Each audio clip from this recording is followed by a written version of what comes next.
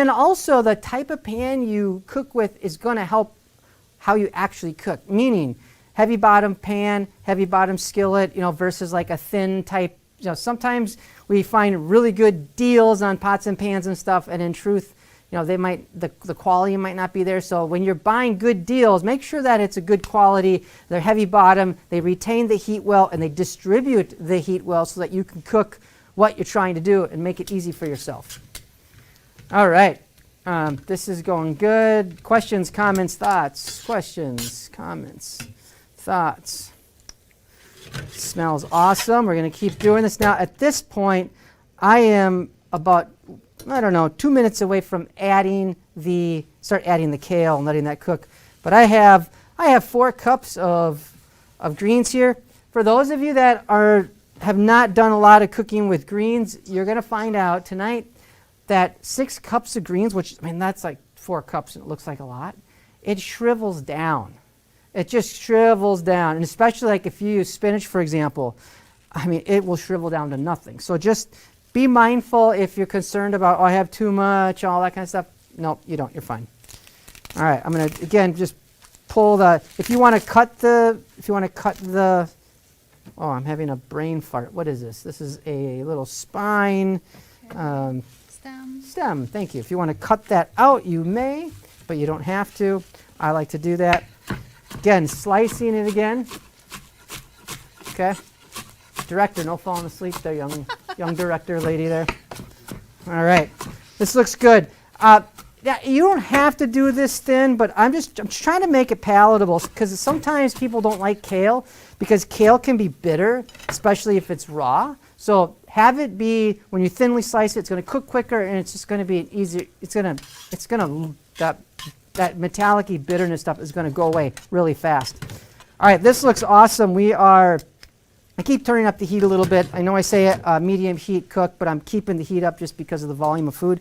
I'm now going to add the garlic, right? We're going to add the garlic and we're going to cook it for, I'm going to chop it up and then we will cook it. You want to use jarred garlic. I'm not a big jarred garlic guy. If you've cooked with me now if you cooked with me, you know my position on that, but we're going to do, what did I say? About a tablespoon of garlic. This recipe, and frankly, all the recipes that we do, they're kid-friendly. What do I mean by that? They encourage you to cook with your kids, or they encourage you to cook with people. Give someone a task, say, please peel the garlic, chop the onion, whatever. Get your kids, get your friends, family involved. We want to make this fun. We want to make it practical. So I'm smashing this down. We're going to peel it out. While you're chopping, yes. Margaret is saying, I thought you were not supposed to heat a pan with nothing in it. That's a really good question. So there's some caveats to preheating the pan. The first one, and this is where, like a non-stick pan, for example, back in the day, like Teflon was a big deal. Now non-stick pan technology has evolved tremendously, and they have different kinds of material that are legitimately non-toxic and legitimately safe. But the idea is, with like an aluminum or copper, you can preheat it to give that sear, to get that sizzle, to maintain that heat that you want when you're cooking. But with like a non-stick pan, they say if there's not food in there, well, you're heating the pan and potentially it's releasing chemicals and the like. So that's where that came from. So that's a that's a fair question to ask. It just depends on the kind of pan. That was a long-winded answer, but it depends on the kind of pan. All right, we're chopping up our garlic here. We got a couple tablespoons. I always have garlic in the freezer. Now I don't, I can show you, but I've showed you guys that more than once. But I like to just practice my skills. Now, any new people here? Let me know. Anyone first timer watching today? I have homework for you. I want you to take 1 minute a day, 7 days in a row, and I want you to practice some kind of knife skill, because you will, if you scored a 2 or a 1, if you practice every day, at least 1 minute a day, you are going to rock and roll within those 7 days. That's less than 10 minutes of practice, okay? And you will definitely improve your skills, I guarantee it. All right, we're going to let that continue to cook. We're going to add add our greens in there. Adding in the greens. So we got a big mound of hearty greens here, but the beautiful thing is it's going to wilt down.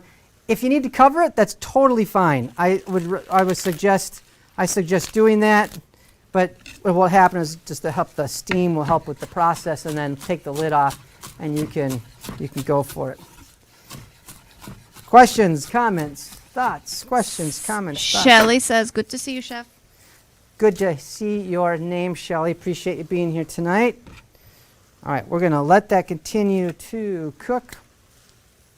And I'm going to cover this. I think that's what we're going to do. We're going to cover this just to let the steam, and it'll go by pretty quick.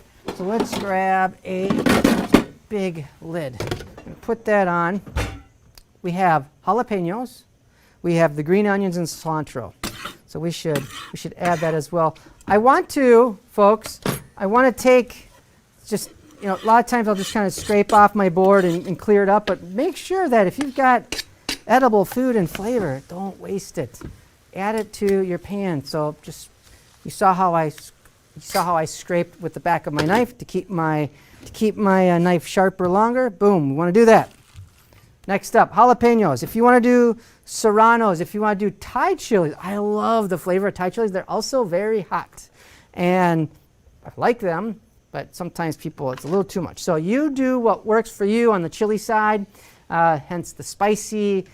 Since the spicy name, we want to, I want to keep the tradition of the spice, but again, do it that works good for you. So we're going to thinly slice. Word of caution: when it comes to using, any kind of hot chili, the oils in the seeds can cause rash. They can cause that oil in the seeds can stick to your skin, and if you're not careful, you can get the spice in your, get it on your skin, and then you might forget about it, and you get the oils and you rub it on your face. Funny, silly story, 20 plus years ago now, when I first started cooking, I was working at a restaurant, and they said, I want you to cut up all these jalapenos. So I said, no problem, and I did not. It was a box, okay? It wasn't like one. It was a box, and I did not use gloves. I chopped up this thing of jalapenos, didn't think much of it, and went about my business, cooked, went showered, got home, blah blah blah. I woke up in the middle of the night in excruciating pain because my face, neck, chest area was on fire because I'm rolling around in my sleep and moving my hands, and almost everywhere on my body was on fire. So really, I know it's sort of a dramatic story, but just careful with the hot chilies. Check out the pan. We've got the greens. See the greens just cooking down here. Okay. So if you were thinking, oh my gosh, how am I going to make this work? Well, you're probably going, hey, I got it now. I got it. So we're going to I'll keep it. Actually, I'm going to leave it on a little bit longer, and then I'll take the lid off. Okay. We got our jalapenos. You know what? I actually think this might be a good time that I need to add the kale before I say what it's a good time for. Let's add in our kale. If you don't want the spice, you can take out the seeds. Now, when you take out the seeds, it's going to dramatically Did cut you mean down. peppers? What's that? Jalapenos? You said kale, and now you add the... You add the kale and the jalapenos at the same time. And I did the kale first, and now I'm adding the jalapenos. But if you take out the seeds on the jalapenos, it's going to dramatically drop the spice. I want that spice. I want that heat. Your call. Choose your own adventure with the spice. Do what you want to do. Okay. Before we finish it up, before I finish the dish, we can take a pause in the action, and I want to see. We had a couple photo submissions. Folks, please take pictures of your food. Everybody's got a smartphone or a tablet or something, and we want to see your hard work, and we want to acknowledge you. So we're going to show a couple from last week. We have BK, made it on Sunday, stir-fry style on the right, ready to cook on the left, ready to eat. That is beautiful, and I love that you took chicken, you took shrimp, you took different ingredients to make the dish, and that looks dynamite. I mean, thanks for taking the extra mile and submitting that photo. That is awesome. Shelly, oh, I love how you framed that up. Now, you had to share that glass of wine? Probably not. Okay. We were a day late, but still made 2 versions, one with the chicken and one with the shrimp. Again, yummy. Thank you so much. Love it, Shelly. Appreciate you doing that, folks. The whole point of this show is to help you build your skills and confidence in the kitchen, have fun, positive experience, and nourish yourself, not just feed yourself. And if you're looking for more helpful tools, get our Smart Nutrition workbook, our Smart Nutrition cookbook, meal planner, which we do have a workbook as well, at chefmarshallO'Brien.com/shop. Get it for college students, get it for adults that are just trying to get going with great, tasty, nourishing foods. I want to help you, be a resource for you. Sweet. We're rocking and rolling tonight. This is looking great. I'm now going to keep that lid off moving forward. Questions, comments, thoughts? Let's see. Tess is wondering, in terms of spices, seasonings, would you recommend 5-spice or leave as is? Oh, well, okay. I love this dish as is. There's a lot of flavor. The soy and the oyster are gonna kind of set the foundation, and then with the jalapenos blending in there and the lime juice and with the cilantro, green onions finishing it off, that's going to be really nice. I would encourage you or invite you, Tess, to have it as is and then try it with the 5-spice, because I love Chinese 5-spice. I mean, just those those spices are nice. It's going to make a very different profile. So I would invite you to try it as is, and then the next time, try it with the 5-spice. And when you do it with the 5-spice, I would just suggest that when you're cooking your chicken, you could even marinate the chicken in with the 5-spice along with the oyster and the soy and the lime. I think that would be really nice. I think it tastes great. Different recipe at the end of the day. Okay, where are we at, folks? Next we're going to do is we're going to add the green onions. So I'm going to slice up the green onions. And you're going to have probably a quarter to probably a half a cup now that I say that. I say 3 green onions, but it'll be about a half a cup. There's nothing wrong with having more green onions. I'm going to cut it down to the whites, to the roots actually. Okay, we're going to use all that. That looks great, and then we're going to add that to our recipe there. Turning off the heat now at this point because everything has been cooked. You can see why, folks, that when you thinly slice, that kale, it'll just cook a lot quicker. Otherwise, it's going to take longer, of course, because it's just bigger pieces. And so this looks excellent. I've turned off my heat. I added my green onions, and I'm now going to finish it off with the remaining lime juice. Okay. Tess, this kind of goes back to your question about the taste. Try it as is. And then if you want to adventure, I love adventuring, so I totally get it. And I'd be doing the same thing, asking the same thing. Let's add a little more lime juice to round that off. Perfect. All right, then we're going to add our cilantro. So when we do the cilantro, in the recipe we say, chop up a bunch of cilantro, a couple tablespoons, and then have additional cilantro leaves that you could put on top. Well, it's really up to you. But you can have, for a nice garnish, it would taste, very tasty. This smells amazing. This is one of my favorite dishes, and I need to make this more at home because it is yummy.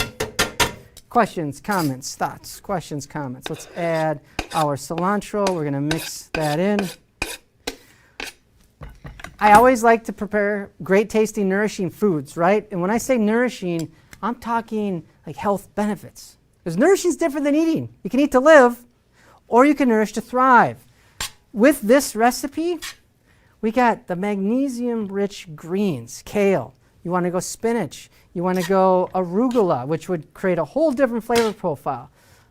Dark leafy greens are rich in magnesium. What's significant is going to help relax your nervous system. And I actually have commented on this a handful of times, but if you're trying to get stress out of your life, I don't know, I am, get magnesium-rich foods. Mangoes, dark chocolate, avocados rich in magnesium and potassium. But I want you to focus on that magnesium. It's going to help you relax. Super, super good. Also, the chicken.